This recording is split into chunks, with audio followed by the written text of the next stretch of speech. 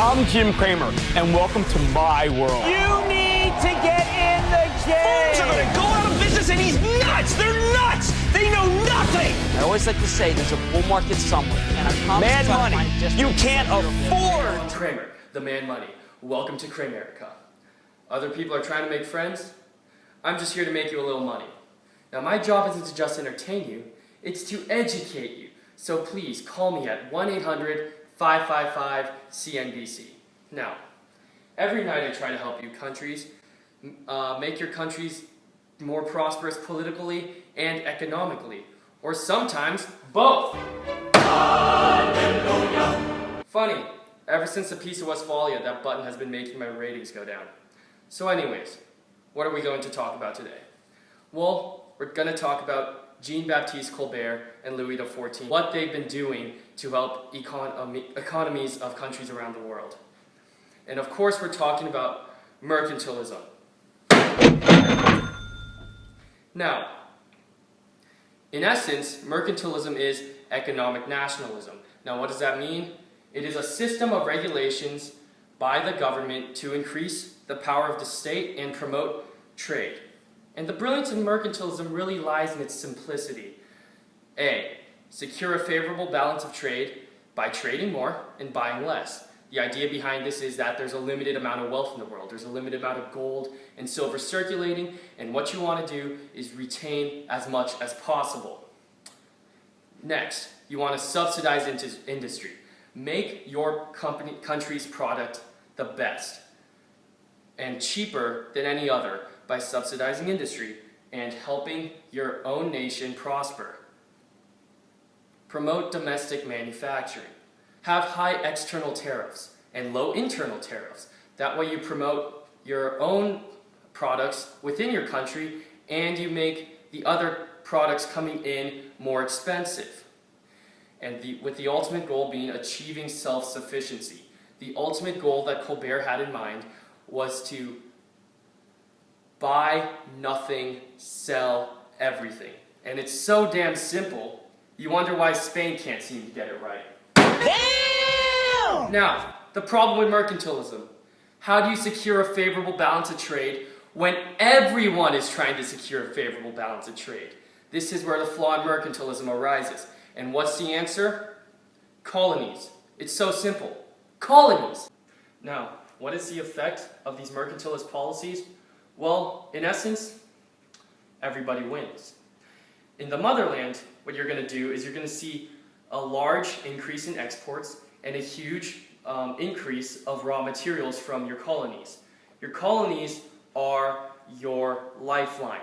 Now, everywhere around Europe you see trade declining, in continental Europe, but that does not mean trade in the New World. With the New World, you'll see an incline. That's due to rising population and an increase of people wanting to make money. And these people will make money through any means necessary, no matter how nefarious, such as slavery. It doesn't matter to them because money, in the end, is always the most important factor.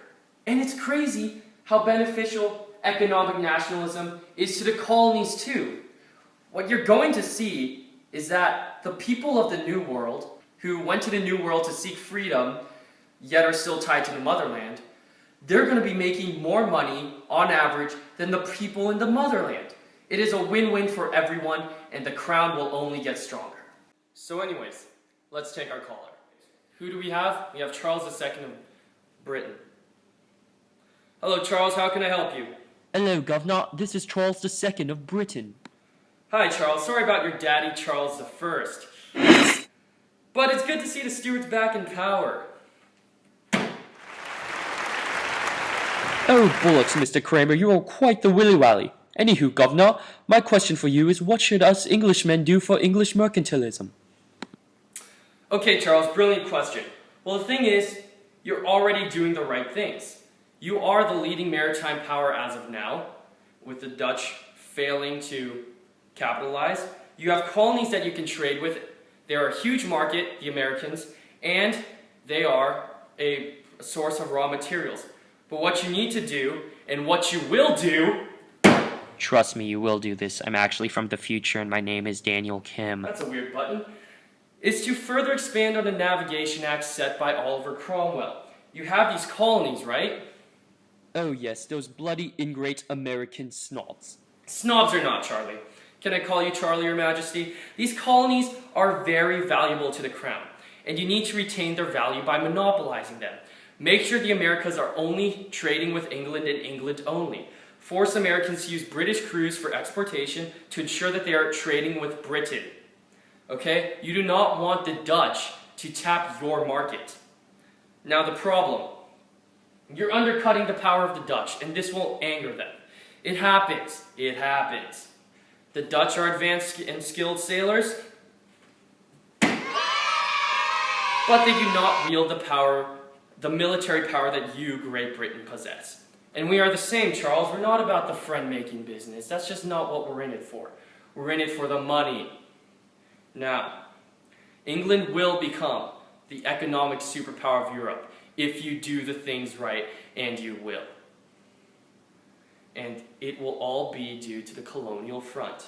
Well, paint me navy and call me a wanker, James. Thank you very much for an eerily accurate future-predicting advice. Anytime, Charles. Stay with Kramer. It appears we have a second caller. This time it's Charles II from Spain. Hi, Charles. How can I help you?